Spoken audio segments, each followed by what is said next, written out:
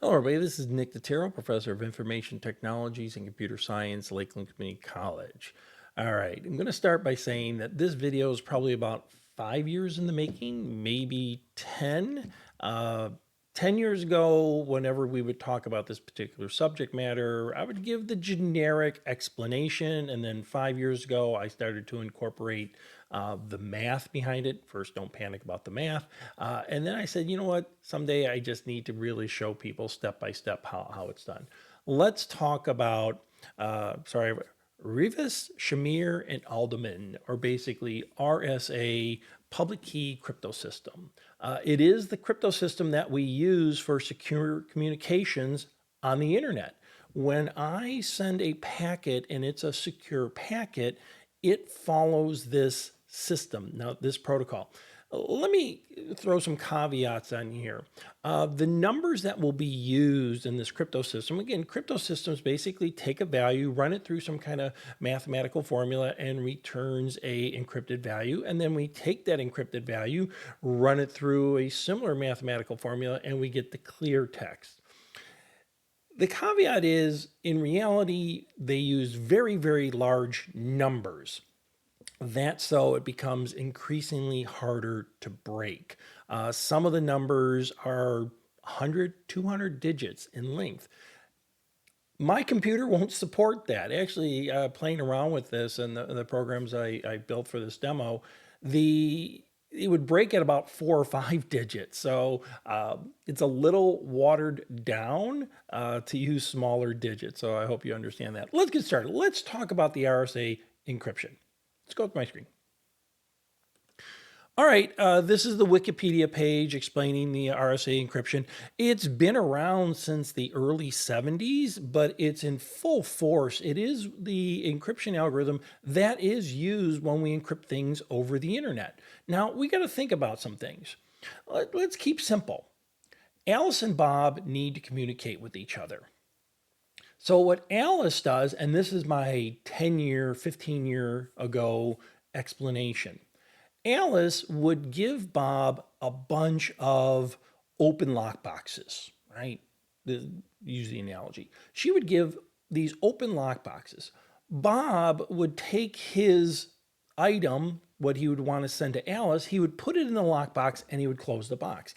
Now, the moment that box was closed, Bob couldn't even open it and he would send it to Alice. Alice was the only one with a key that would open the lockboxes. So Alice would distribute millions and billions of these lockboxes. People would put stuff in there. The moment they would close the lockbox, only Alice could open it up, and vice versa. Bob would have his own series of lockboxes and he would distribute those. So he would send a series of open lockboxes to Alice. Alice would put her stuff in there. She would close the lockbox and then send it to Bob. And that was very secure because, again, the moment those boxes were closed, even the person who did the encryption could not reopen them. So if Bob closed that box with the key that he was using, he couldn't open that.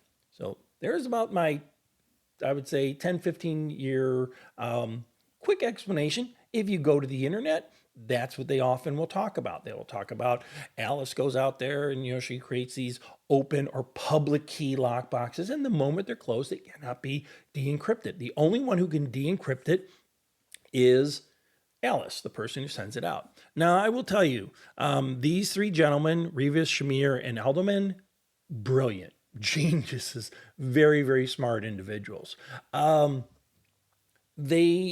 The approach they took involves very large prime numbers. Now, here's where math comes into play. For this to work, we have to use very, very large prime numbers. Let me give you an example. If I give you the number, let's say 1963, I don't know if that's a prime number. Let's just pretend 1963. And I say, give me the prime factors to that. You may have difficulty, most of us would have difficulty finding the prime factors. What were the prime numbers that it took to get to the value of 1963?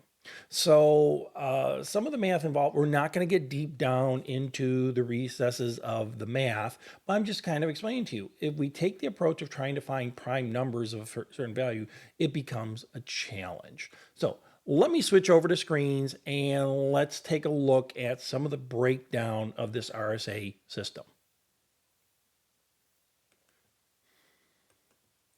This is the typical, the common, the classic example that you will see if you go out to the internet. It works.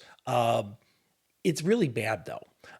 The reason I suspect that it's used quite often on the internet is just because it has very small numbers. But because it uses small numbers, it causes problems. And basically, we have two keys. We have this thing called a public key. That is the open lockbox. That is distributed to everybody. So everybody gets that public key. Alice has her own private key. That key will unlock that lockbox once it's been locked. It basically de-encrypts it. And it's only Alice's key that will de-encrypt this. So Alice distributes this public key to everybody, but she has that private key that only she uses that will de-encrypt it. So basically, here's what happens with this public key. Here's the basic math. They use a modular arithmetic in this math. Bob takes a value of a character. This is, again, the classic example, B. And B gets translated to the number 2. So in clear text, we say B is equal to 2. So then Bob takes that 2, he raises it to the power of this public key, this first value of this public key, what we call the encryption value. So 2 raised to the power of 5. Then there is modulo arithmetic, or mod 14, and that becomes a value of 4. Bob then sends that value of 4 to Alice. Alice does the exact same thing. Alice takes the encrypted value of 4, which would be a letter D. She raises it to the power of her de-encryption, which is 11. And then she does a mod 14. Now you notice both have to use the mod 14. And then she comes up with the de-encrypted value. I want to run through some quick modulo math using Python. Actually, I'm going to use Python in a bunch of programs. So I'm going to run through some very, very quick math. But keep this in mind. We have the public key of 5 and 14, and we have the private key of 11 and 14. Those numbers were derived together, and that's important that we understand that. How the public key and private key were derived are the basis of this video. And they work together. So Alice's key will unlock those encryption. Let me go up to a Python screen. I'm going to go to the Python interpreter and kind of show you just the quick math that's associated with these very small numbers. So I'm at this Python interpreter. And one of the tools I can use is Python gives us a whole bunch of functions. And since modulo arithmetic is so important in cryptography and other things, Python gives us a whole series of values. Now, if you remember, or if you want to watch the video, modular arithmetic is basically long division, where we only concern ourselves with the remainder. So if I was to say in Python 17 modular arithmetic 5, that's going to return a value of 2, meaning the remainder. 5 goes into 17 basically 3 times, gives a remainder 2. I could actually do long division here if I wanted to. If I say devmod 17 comma 5, you can see that we have the whole number of 3, so 5 goes into 17 3 times, still remainder 2. But in modular arithmetic, we're more concerned with the remainder. Now, what about these simple numbers? They work. And again, you go up to the internet, you go up to YouTube, and probably 90% of the demonstrations use this particular public key, private key set. So let's do it. If I say, I'm going to use a Python function, get my hands on the right keys there, and I'm going to say take 2, raise it to the power of 5, and this power function in Python has a built-in modular operation to it. It's optional that we don't often use or nobody talks about, but it's in there. So if I just do this, you can see how, 2 raised to the power of 5 is 32. But I can go one step further.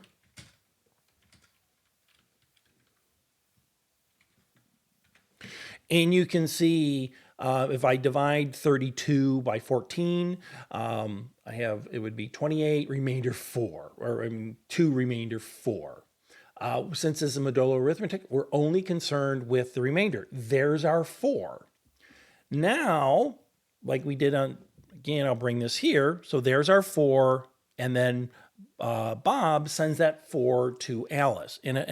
Alice would do the exact same thing, but using her secret key. 4 raised to the power 11, we do the 14. And you can see that she got the value that she was looking for too. But here's the problem with these numbers. These numbers are too small. The numbers we're going to use and throughout this video are going to get bigger and bigger, but yet the numbers we really need could be 100, 200 digits in length. Let me show you the flaw with this. So if I do a POW of 4, remember that's our encrypted value, but this time I use the encryption value of 5.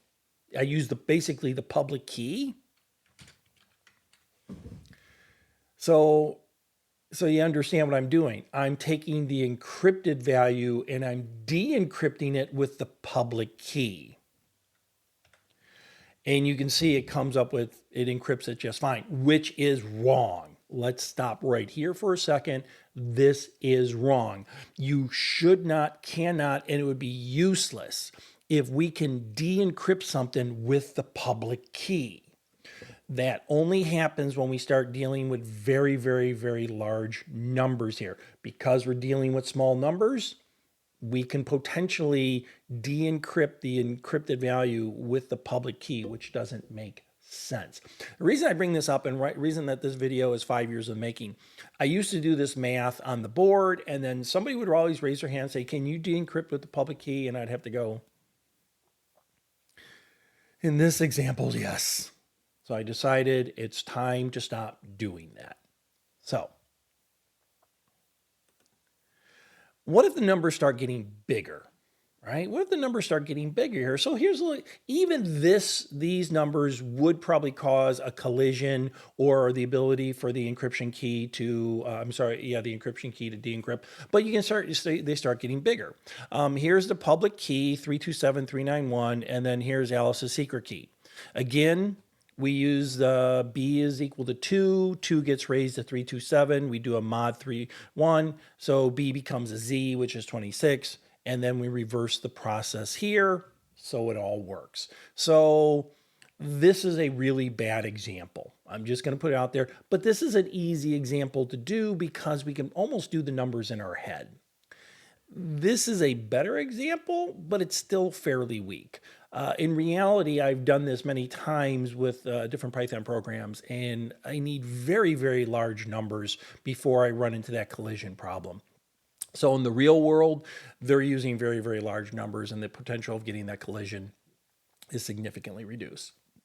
So now let's take a look at some Python programs that I wrote to kind of do these numbers so we can see how these numbers are generated.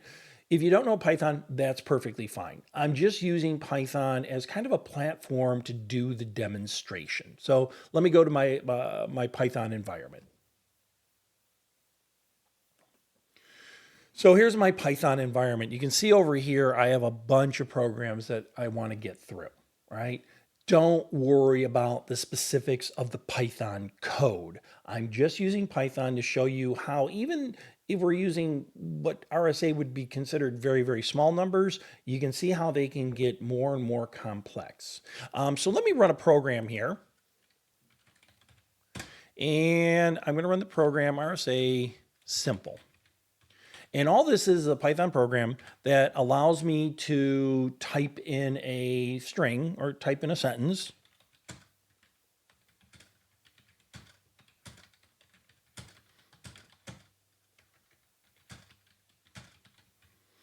And if I hit return, okay, here's the encrypted value. First of all, here is my public key of 1607-3937, private key of 1703, and the what we call the N value or the modular value of 3937. I'll break down the whole sense of this video is how those things get breaking down. So anyways, here's a clear text, and using the public key, using this public key here, this is what it gets converted to. Practically gibberish. It is gibberish. Now, just for fun and for demonstration purposes, I tried to de-encrypt it using the public key, and here we go. I could not de-encrypt it with the public key. That's critical. The only way we should be able to de-encrypt it is with that one private key. And you can see that using the private key of 1703 and 3937, I get the information back. So let me do a recap. Alice sends out all these public keys. Use it at your will. Do whatever you want with these public keys. And that has to do with certificate authorities and things like that. But use all these public keys. The moment that somebody puts something or encrypts that value or puts something into that lockbox, they cannot, even the person who does it, cannot unlock it, cannot de-encrypt it. That's critical for our understanding. That information is then sent back to Alice. Alice is the only one with that private key that can de-encrypt it, and we see it here as an example. So how is this done?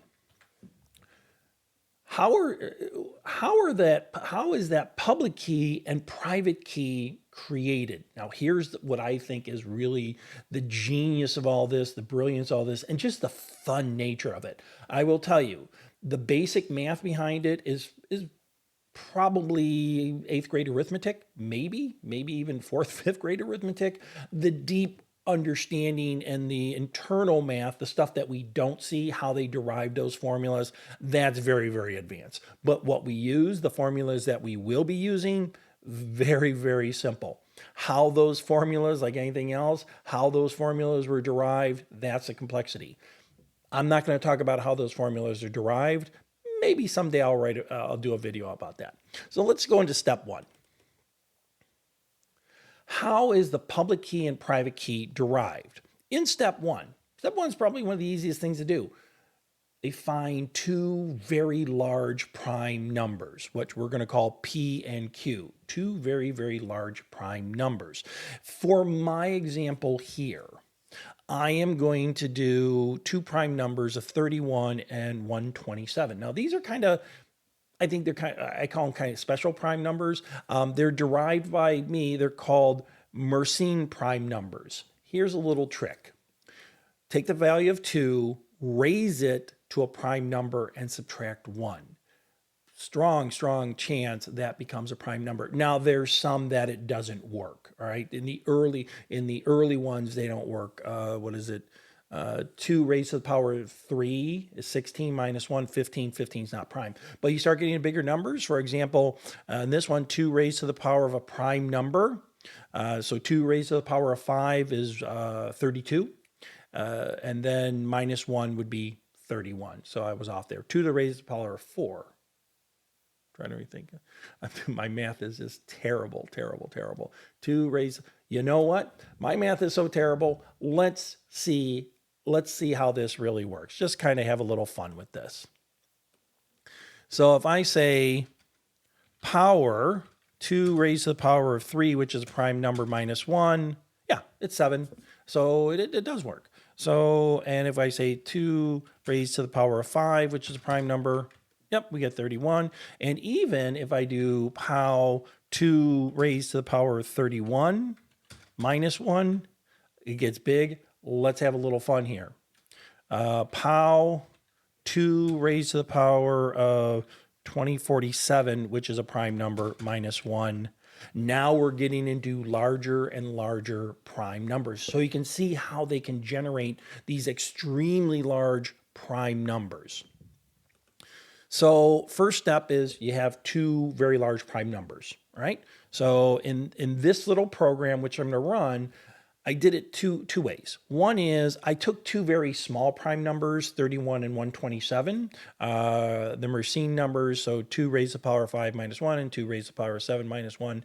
I'm going to do those, and then I'm going to just randomly generate a bunch of prime numbers, basically pulling from the first 10,000 potential prime numbers. So let's run this program.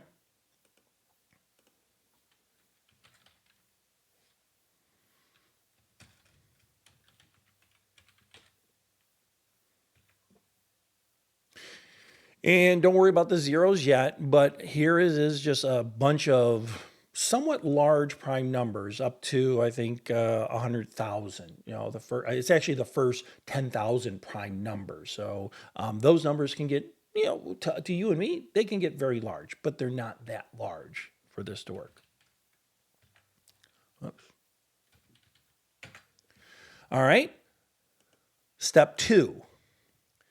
Step 2 is one of the easier, for the computer, one of the easier methods. Now, those 2 prime numbers are kept secret because if the bad actors had those 2 prime numbers, they can reverse engineer this. So those first 2 very large prime numbers, P and Q, are kept secret in this process. Step 2, they calculate what they call the modulus n by multiplying P times Q. So basically take those 2 very, very large prime numbers and multiply them together. You can see the complexity involved here. If I give you a very, very large prime number and I say find the prime factors, I'm sorry. If I give you a number that was derived from 2 very large prime numbers and I say find the prime factor associated with it, it becomes difficult. Don't worry. All right. Do not panic about it. But again, I will show you in the Python, using a Python interpreter here. Let me clear the screen. And let me go back to Python. And let's just say, okay, do a quick little Python here. I'm going to say power 2 raised to the power 127 minus 1, and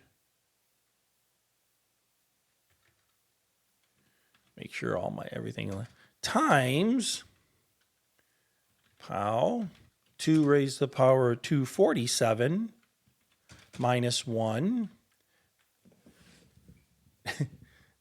Take this number, take this very, very large number, and tell me what the prime factors are. Go. No, it's extremely difficult. So finding 2 very large prime numbers, we multiply them together. So again, this gives us the modulus represents the product of the 2 prime numbers and serves as the backbone of the RSA encryption. That's that modulus factor. That's that second value inside our parentheses. So let's run this. Let's run this program.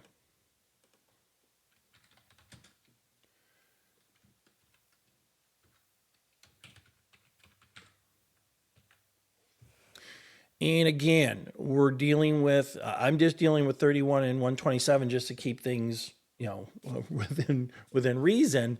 But that n value, that modulus value, look how big it is. If you did not see these, if you did not see the P and Q, and I only gave you the n value and I told you to find the prime factors, even a computer would have a difficult time with this, right? So the modulus is basically, not basically, the modulus is basically the multiplication of 2 very, very large prime numbers under the assumption that it would take an immense amount of computing power to find those 2 prime factors of that. So again, I'm going to tell, if you did not see this and I only gave you this and I was to say, find me the prime factors, you can see how that would be extremely challenging. But we haven't even got there yet. We haven't gotten to the challenging part yet. So on to step 3.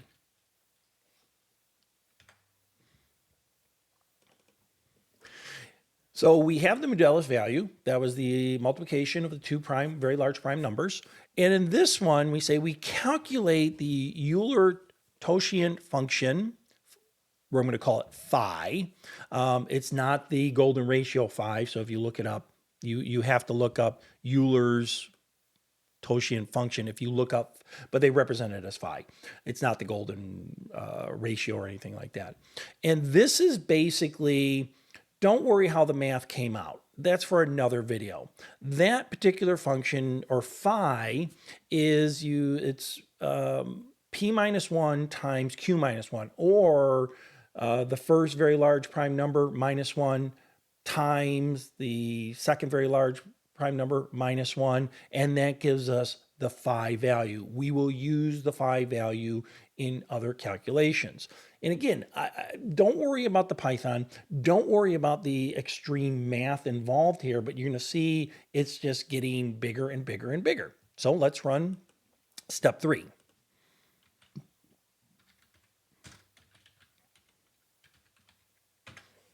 And break it down. So this one here, the 31 and 127, the modulus is just the multiplication of the two. The phi value is 30 times 126, and that gives us 3,780. Not a big deal.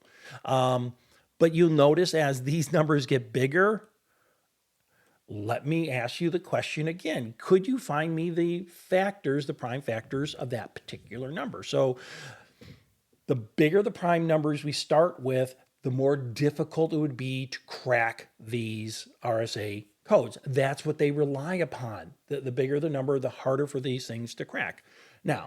Now we have to concern ourselves with the encryption key. So all we've done right now is we've created the modulus and we've created some series of numbers that we'll use. Now let's talk about the encryption key. And that just so happens to be step 4. So in step 4, this is choosing the public key. This is the key that we would distribute to everybody. The public key is in a range of between 1 and phi. That was important that we determine phi. How phi is really, what phi is has to deal with some coprimes. That is the coprime of phi. It has to deal with coprime. I don't want to go down the math associated with how they're dealing with this. But this could be a very, very large set of numbers. It's not going to be a number. It would be a series or a very large series of numbers. In most cases, they do try to select a little bit smaller e for practicality, but let's run this code and we'll talk about the numbers. Again, it's not so much about the code, it's not about the specific numbers, but about the range of numbers that they potentially have. So let's run this code.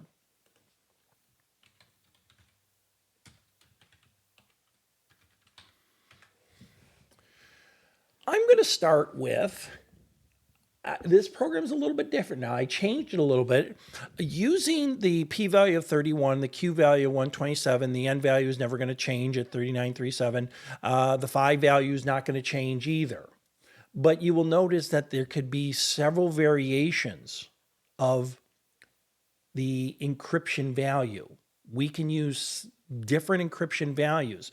And again, the larger the numbers here, the more potential for those E values. If we look, I did it with where I just had some random numbers generated where P was 74,453, Q was, never talk about numbers. But with these values, here's our N value, there's our phi value, there is the potential E value. And then later on, in last videos, I'll show you that even with these small numbers, we can potentially run into collisions. But understand, the potential for the E value could be immense. Now, E, think about it this way, and this may not make sense immediately, but because we're doing modular arithmetic and things like that, if I was to say something like, let's meet at a quarter after, and I stop, how many quarter afters would there potentially be? There's 24 quarter afters in a day and multiply 24 by 360. So here's where those numbers, we can be using a whole series of E's, but whatever E we pick, that's going to make the difference with the de-encryption key. So again, this was just this particular Python program was just showing you with this, what do you call it? P and Q value. Here's our E's. They would have to fall into the range. There's up to, basically, because it's between 1 and 5, we would never, there's a certain reason why we can't use 5. I've never understood. I can't use 1, but there's close to 3,700 potential E values. Start here. Here, I don't even know how many potential, whatever this number is, however you want to say it. So now what do we have? We have the encryption key. So we have the E value and the Budelis value. Now the last thing we need to do is get the decryption value, or the private key value, and that's step 5. All right. Again, don't worry about how these formulas were derived. That's not the topic we're talking about. I'm just plugging this stuff into the formula. So I don't think that, this is a math class. Go talk to my wife if you want to take the math classes. What I'm saying is just plug in the formulas. So now we have to use D. D is based upon E, right? That's critical. So we just can't randomly pick an E. We can randomly pick E, but we use E to find the D. And here's basically, it says we can calculate the private key D by using what they call the extended Euclidean algorithm. Don't ask me what that means. It is basically, here's the formula.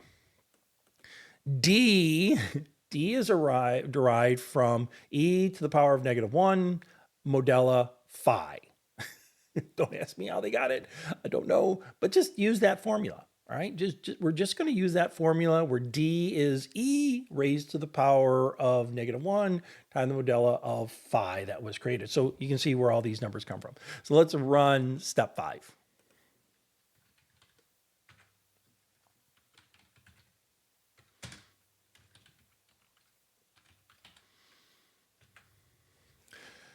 And let's just look at these two numbers. You can see that we have a whole series of public and private keys.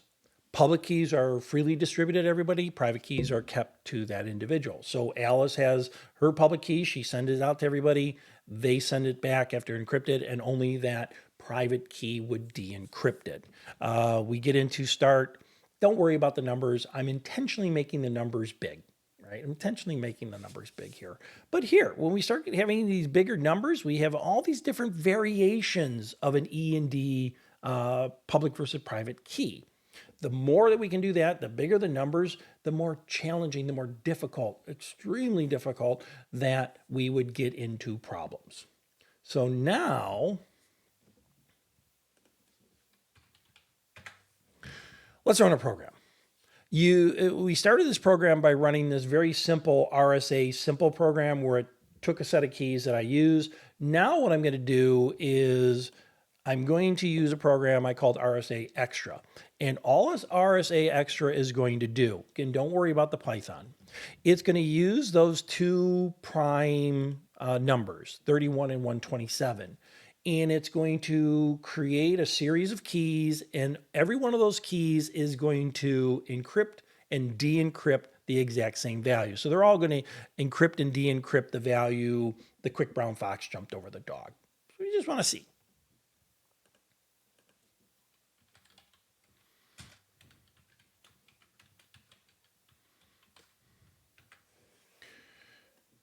So let's roll to the top. The first set of keys that was derived from 31 and 127 was right here.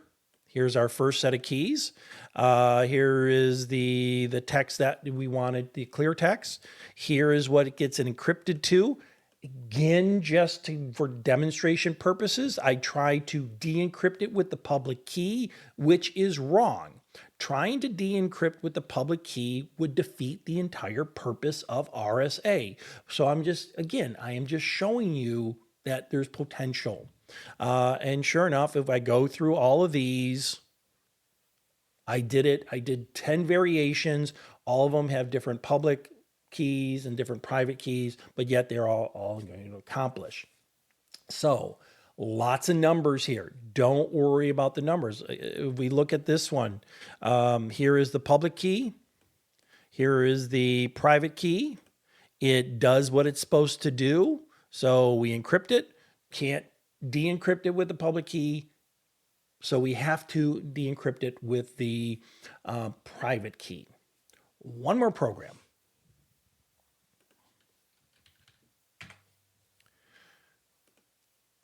I keep stressing the need for very large prime numbers. We have to start with very, very large prime numbers. In the first example where we were using 2 and 7 and getting a modulus of 14 and 5 and 11, all that stuff from the sheet, we had collisions almost immediately. It's a great number to work with when we're working with small numbers, right? Even 2-digit numbers, the potential of a collision, the potential of having the encryption key, the ability to do the de-encryption key, or basically encryption and de-encryption being the exact same key, is very likely.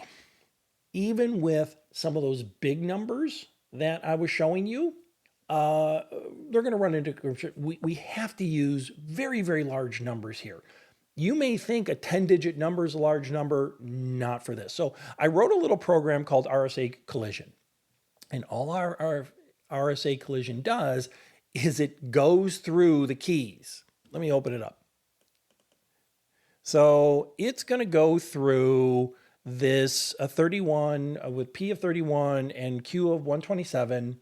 It's going to go through until it finds a collision, until both the encryption and de-encryption key are the same.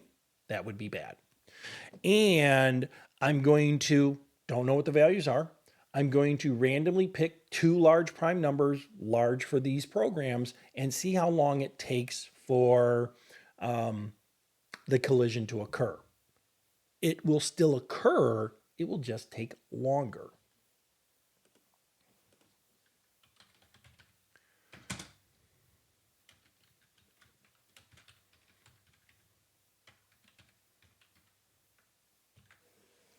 You can see within a split second.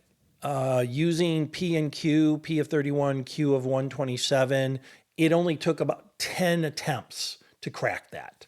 So in this particular situation, there are 2 values here. The encryption key and the de-encryption key are identical. And that's wrong because the numbers are just too small. The numbers are just too small. I haven't hit the enter key yet. And now it took 2 very large prime numbers, or what I would consider large prime number, but they're not considering prime number. And okay, that was actually fairly quick, quicker than I saw before, but it did find, starting with P and Q, P of 36,013, Q of 26,879, the end values.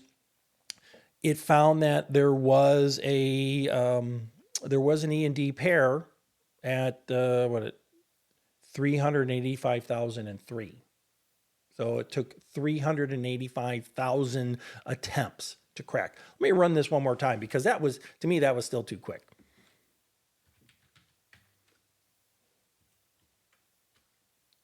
All right, the first one only took six attempts. And let this next one run. What I have is it's going to tell me every time it goes through 100,000 cycles. So away it goes. And if it gets out of hand and it takes too long, I'll stop it. But these aren't even big numbers. So you can imagine, I'm going to keep stressing this, very large. There we go. That one took about almost 600,000 attempts. And those are big numbers. I'm starting with a prime number of 51,899 and a prime number of 80,983. And my computer is not powerful. But if I can't do it. I wish I can do it, but my computer will go crazy if I give it too large of a prime number. So these are about the largest prime numbers that I could potentially use. So let's wrap some things up. Don't be over concerned about the specifics of the math. If you're curious about the specifics of the math, contact me. Some of the deep dark logic, how the math formulas were created, they're well beyond the scope of what I understand, well beyond the scope of RSA, what most people who use RSA. Now, do you have to do this in RSA? No. It was never my intent to say this is what you have to do. But I wanted to show you how RSA acquires those numbers. So now when somebody says, oh, Alice gives a bunch of open lock boxes, you know what that open lock box is. It's an encryption key. And once that item is encrypted with that public key, nobody but Alice can de-encrypt it. And that's the most important thing. If you get anything out of this a little bit longer video, if you get anything out of this video, by using very large prime numbers, which are easily created when something gets encrypted, it can only be de-encrypted with that private key. That is critical. So this is this whole public key cryptography. Recap on that. We have private key and public key.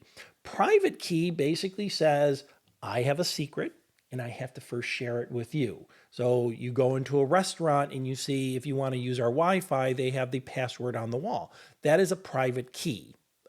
I know it sounds backwards, but that's a private key. And where they say it's private is that you have to keep it private, but you have to somehow find a way to distribute that private key.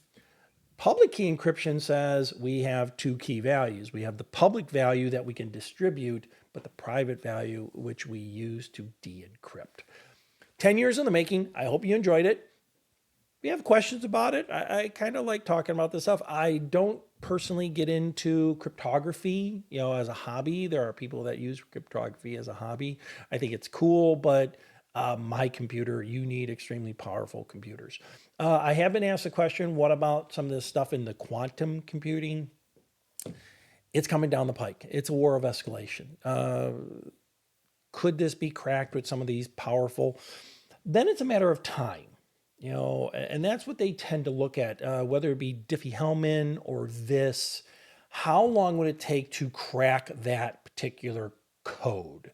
Is it possible to crack? Yes, but probably the computing power that would be associated with trying to crack and the amount of time to do it just wouldn't be worth. The old saying, is the juice worth the squeeze? It would be a lot of squeezing to get a little juice, and by the time you acquire that juice, it's rancid. And I think that's what they're going by in many of these regards.